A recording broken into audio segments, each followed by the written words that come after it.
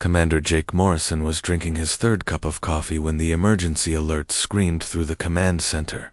The clock showed 3:47 a.m., Earth time. For 300 years, humans had been prisoners on their own planet.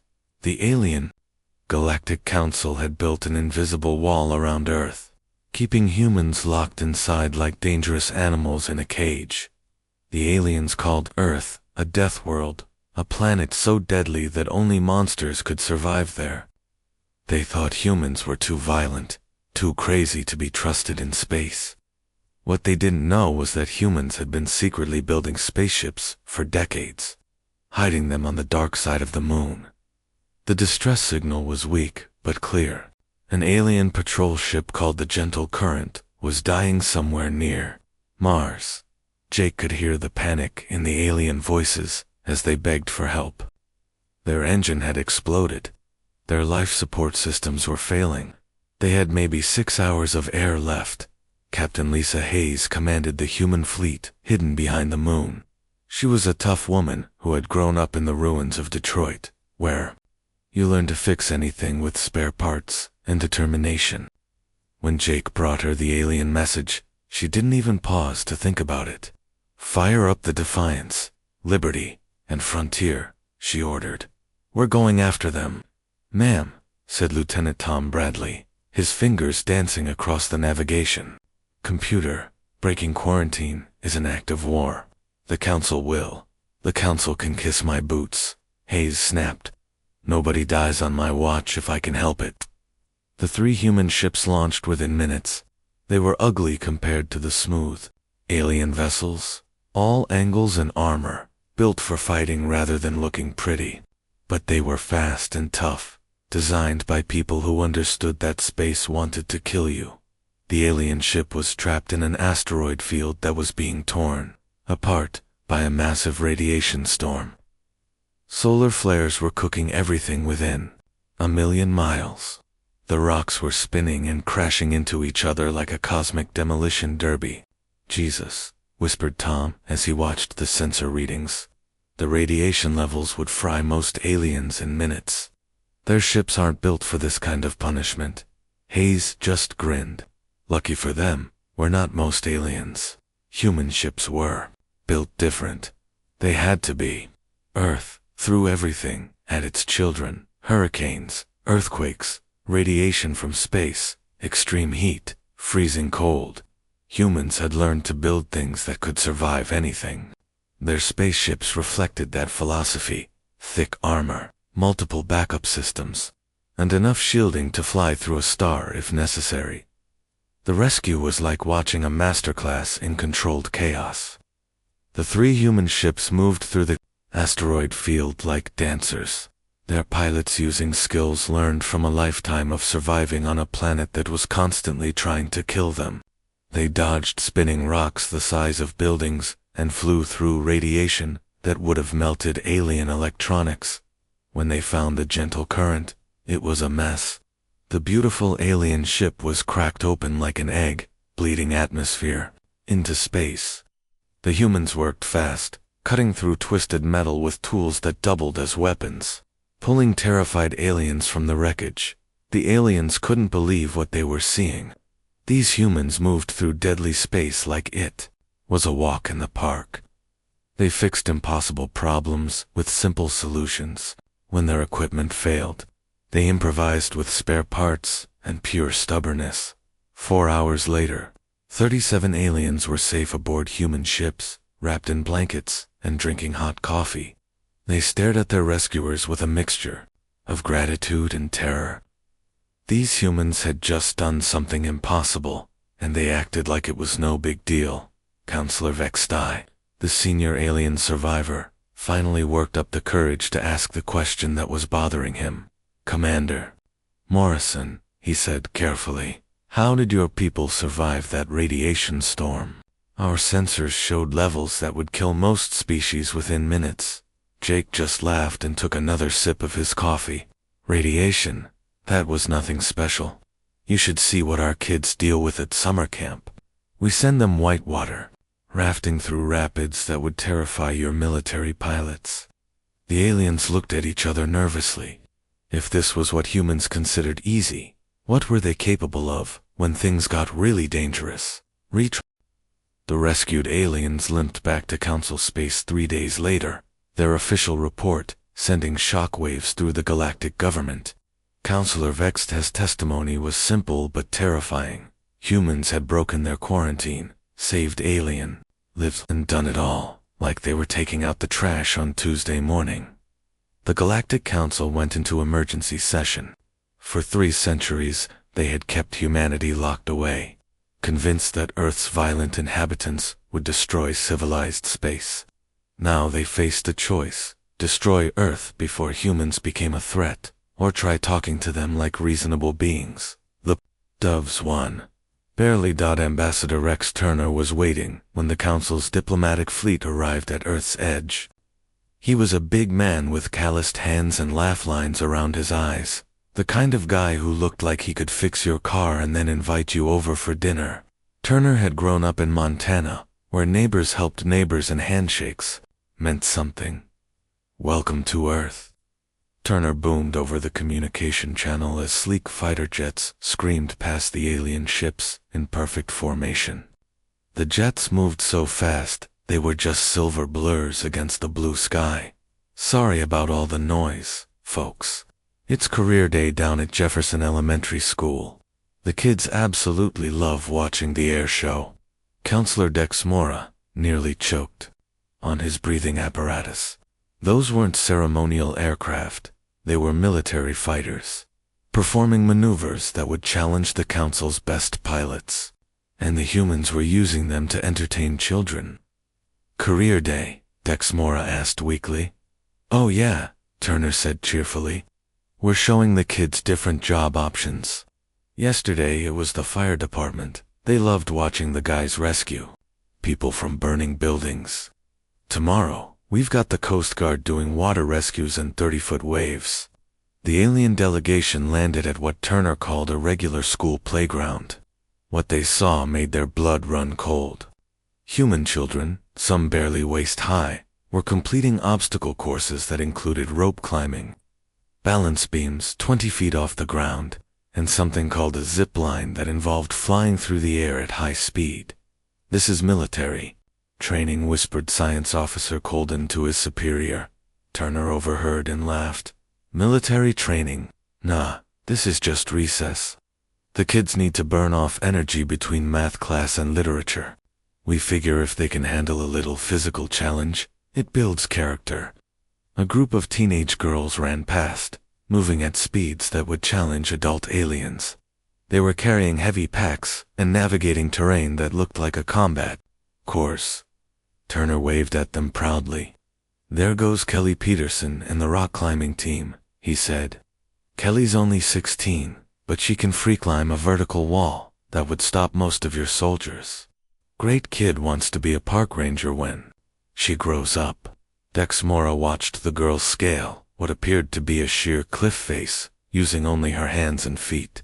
No ropes, no safety equipment, just raw skill and determination.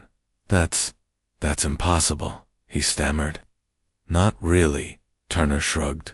"Kids around here start climbing before they can walk properly. The mountains are right there. Might as well use them." The tour got worse from the alien perspective. Human children played something called soccer, on a field where the gravity was twice what most council species could handle. 10-year-olds casually lifted weights that would strain adult aliens. Teenagers competed in swimming pools that were deeper and more dangerous than anything in council space. "This is what you consider normal childhood development?" asked cultural specialist Yender, her voice barely a whisper. Turner nodded enthusiastically. "Pretty standard stuff. Of course, this is the easy season.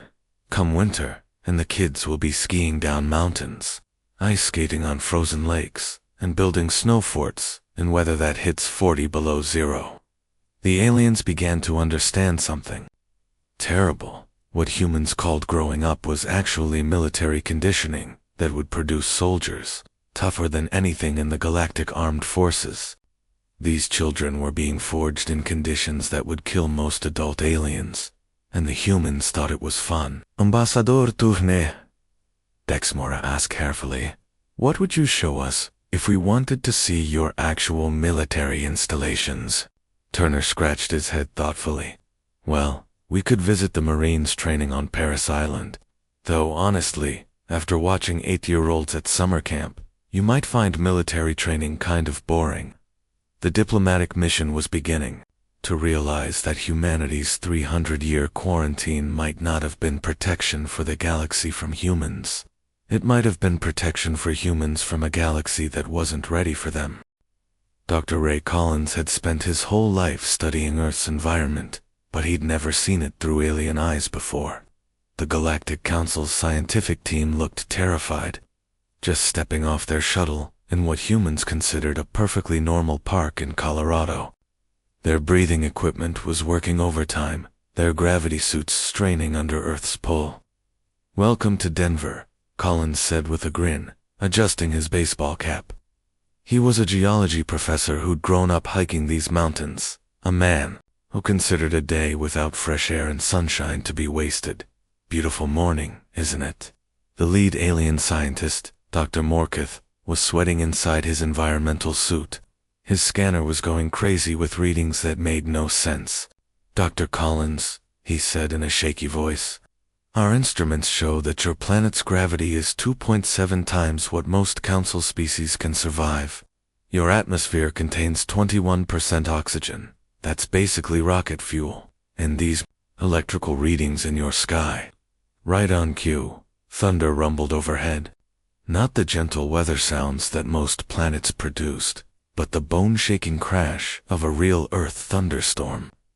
Lightning split the sky, with enough power to run a small city. Collins looked up and smiled. Storms coming in. Good sleeping weather. Tonight. The aliens huddled together as rain started falling. Not the light mist they were used to, but heavy drops that hit like bullets. What humans called a light shower was soaking them to the bone in seconds. You consider this good weather? Squeaked junior scientist Veltar. Sure, Collins said, not even bothering to put on a jacket. The plants love it, and it'll cool things down nice. Course, if you think this is something, wait until winter. We get snowstorms here that'll dump 6 feet of snow in one night. Kids love building snow forts and having snowball fights. A woman jogged past them, moving at a pace that would challenge most alien vehicles. She was followed by what the aliens' sensors immediately classified as a dangerous predator, a large, muscular creature with powerful jaws and sharp teeth. Apex predator, gasped Dr. Morkith, reaching for his emergency beacon. Dr. Collins, there's a deadly creature stalking that human. Collins looked over and waved. Hey there, Janet. How's Max doing today? The woman smiled and waved back. The predator was wagging its tail and panting happily. Max is great. Just finished his therapy training. He'll be working with kids at the children's hospital next week. The aliens stared in disbelief as the woman continued jogging, the massive creature trotting beside her like they were best friends. That's a German shepherd, Collins explained. Max is a therapy dog. He helps kids who are scared or sad feel better. Smart as a whip and gentle as a lamb with children. Though if you think Max is impressive, wait until you meet Mrs. Patterson's cat. Your people have domesticated apex predators. Dr. Morkith's voice was barely a whisper. Well, we don't really think of them that way, Collins said. Dogs have been our partners for thousands of years. They help us hunt, protect our homes, find people in trouble, and mostly they're just good company. Same with cats. They keep the mice away and purr when you're feeling down. The scientific team was frantically taking notes. These humans lived alongside creatures that could kill them, and they treated them like family members. It was beyond anything in their understanding of civilization. They walked to a nearby lake where humans were swimming in water that their sensors showed contained numerous life forms that would be classified as dangerous on any other world. Fish with teeth, reptiles that could drag down large prey, and microscopic organisms that would be considered biological weapons elsewhere. The water quality looks excellent today, Collins said, watching children splash and play. Nice and warm. Perfect for swimming. A teenager dove off a high rock into water that was deep enough to hide monsters. She came up laughing and swam toward shore with powerful strokes that cut through the water like she was part dolphin. "Your young swim in water containing hostile life forms?" asked Dr. Moore. Kate taught her. "Hostile. There's nothing dangerous in there. Well, except maybe the occasional snapping turtle, but they mostly keep to themselves. The kids learn to swim before they can walk properly. It's just part of growing up." The storm was getting stronger now. Lightning was hitting the ground close, enough that the aliens could smell ozone in the air. The humans around them didn't even seem to notice. "Dr. Collins," Dr. Morketh said, his voice shaking, "this is what you consider a safe zone for scientific observation." Collins nodded cheerfully. "Oh yeah, this is about as safe as it gets. Nice weather, calm water, friendly neighborhood. We're nowhere near the really interesting places yet." "Really interesting places? Australia," Collins said with a grin. "That's where things get fun. We've got spiders there the size of dinner plates, snakes that can kill you with one bite, jellyfish that are basically floating death, and crocodiles that haven't changed much since the dinosaur days. Great place for a vacation if you like adventure." The alien team finally understood the horrible truth. Earth wasn't just a death world. It was a planet-sized training ground that had been forging its inhabitants into the toughest creatures in the galaxy for millions of years. Every single day was a survival test, and humans had not only passed, but learned to love the challenge. What the Council had called imprisonment was actually the universe's most intensive military academy, and graduation day was about to begin. The warning came from the edge of known space, like a whisper of death. Long-range sensors, built by the Council's finest engineers, detected something that made veteran alien commanders wake up in cold sweats. The Devourers were coming. Nobody knew where they'd originally come from. They were machines, cold, calculating, and hungry. For the past 1,000 years, they had swept through 17 entire galaxies, like cosmic locusts, stripping every world bare of life and resources before moving on to the next target. Planets, moons, asteroids, even stars. Nothing was safe when the Devourers arrived. The Galactic Council called an emergency meeting that lasted for 3 straight days. Representatives from 1,000 worlds argued, pleaded, and panic planned as the mechanical swarm crept closer. In the end, they did what civilized beings always did when faced with extinction. They gathered their finest fleet and prepared to make their last stand. 50,000 ships assembled at the galaxy's edge. It was the largest military force in Council history. Sleek vessels, with energy shields that could deflect small meteors, and plasma weapons that could crack moons. The best minds from hundreds of species had designed battle formations tested in computer simulations for decades. Fleet Commander Zethral stood proudly on the bridge of his flagship, surrounded by holographic displays showing perfect military precision. Every ship knew its place, every weapon was calibrated, every shield frequency optimized. It was the pinnacle of civilized warfare. That's when the humans showed up. Admiral Mike Thompson came aboard the Council flagship wearing a simple uniform that looked like it had seen actual combat. He was a quiet man who'd grown up in the shipyards of Louisiana, where his grandfather had built boats tough enough to survive hurricanes. Thompson had spent 40 years preparing for a war he'd hoped would never come. "This is beautiful work," Thompson said, studying the alien battle plans with genuine respect. "Your tactical formations are textbook perfect. Really elegant stuff." Zethro preened with pride. "Our finest strategic minds have spent centuries perfecting these doctrines. Each formation has been tested in thousands of simulations." Thompson nodded thoughtfully. "Right? Mind if we suggest some minor adjustments?" What followed was 3 hours of polite discussion, that completely dismantled everything the Council thought they knew about warfare. Thompson's suggestions weren't criticisms, they were fundamental rewrites of military reality. Your shield wall formation assumes the enemy will respect your defensive perimeter, Thompson explained, sketching diagrams with the casual air of a high school football coach. But what if they don't care about taking losses? What if they just ram straight through? The alien commanders looked puzzled. Civilized species didn't fight that way. It was wasteful, brutal, and inefficient.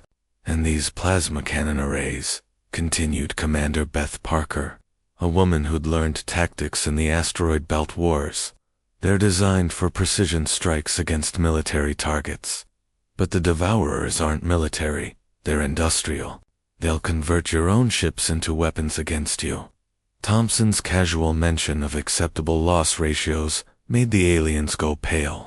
When he started discussing escalation protocols and strategic asset denial, several council members had to sit down. Admiral Thompson Zethro asked carefully, "Exactly how many ships does humanity have available for this engagement?" Thompson smiled the way a poker player smiles when he's about to show his cards. "Well, let's just say we've been busy for the past 300 years. The truth was simple and terrifying. While the Council had kept humanity locked behind their energy barrier, humans had been building. Not pretty ships designed to show off at parades, but ugly, functional warships built by people who understood that the universe was full of things that wanted to kill you. Every asteroid in the solar system had been hollowed out and turned into a shipyard. The moon's dark side was covered with construction facilities that never slept. Even Earth's ocean floors had assembly lines where submarines were converted into spacecraft. The humans had started with a simple assumption: anything smart enough to build faster than light ships was probably smart enough to be dangerous. So they'd prepared for war like it was a certainty, not a possibility. When Thompson gave the signal, the concealed human fleet revealed itself. 200,000 warships emerged from hiding places throughout the system, behind asteroids, inside gas giant atmospheres, even buried in the ice of distant moons. They weren't pretty ships. They looked like flying fortresses, bristling with weapons and armor. Every vessel was built to take massive damage and keep fighting. They carried names like Revenge, Defiance, Last Stand, and Remember Earth. The Council fleet suddenly looked like a parade formation next to an army of metal sharks. 300 years, Thompson said quietly, watching his ships take formation. We've been planning for this exact moment for 300 years. Every human child who ever looked up at the stars and wondered what was out there, we built these ships for them. The Devourers were still days away, but the real battle had already been decided. The galaxy's civilized species had prepared to make a noble last stand. Humanity had prepared to win. The Devourers hit the combined fleet like a metal tsunami at dawn on Tuesday morning. The mechanical swarm stretched across space in a formation that blocked out the star's millions of ships, ranging from fighter-sized scouts to motherships, the size of small moons. They came in complete silence. No communications, no warnings. Just the cold efficiency of machines built for one purpose, consuming everything in their path. The Council's 50,000 ships opened fire first, their plasma weapons lighting up space in brilliant colors. Energy beams that could vaporize asteroids struck the Devourer front line, and for a moment, the alien commanders felt hope. Then the machines kept coming, adapting to each weapon after the first few hits, their hulls reshaping themselves to deflect the very attacks that had just damaged them. That's when the humans joined the fight, and everything changed. Captain John Mitchell commanded the destroyer Stubborn Mule, a ugly ship built in the Detroit orbital yards with armor thick enough to survive a direct hit from a battleship. When his weapons stopped working against a Devourer mothership, Mitchell did something that made every alien in the fleet think he'd lost his mind.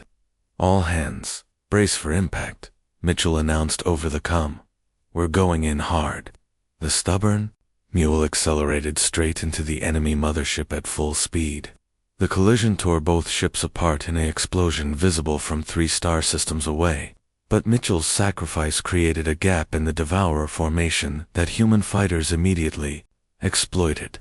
Acceptable casualties, Admiral Thompson reported, when entire human squadrons vanished in balls of fire. The aliens listening on the communication channels were horrified. Where they saw massacre, humans saw learning opportunities. Lieutenant Patricia Rodriguez was flying a fighter called the Scrapper's Dream when her weapons ran out of ammunition. Instead of retreating, she landed her ship inside a damaged Devourer cruiser and started tearing it apart from the inside with nothing but standard tools and pure stubbornness. Rodriguez, what's your status? Came the voice from command. Busy. Redecorating, she replied, sparks flying as she rewired alien technology with parts from her own ship. Give me 10 minutes and I'll have this thing shooting at its own friends. She did it in 8 minutes.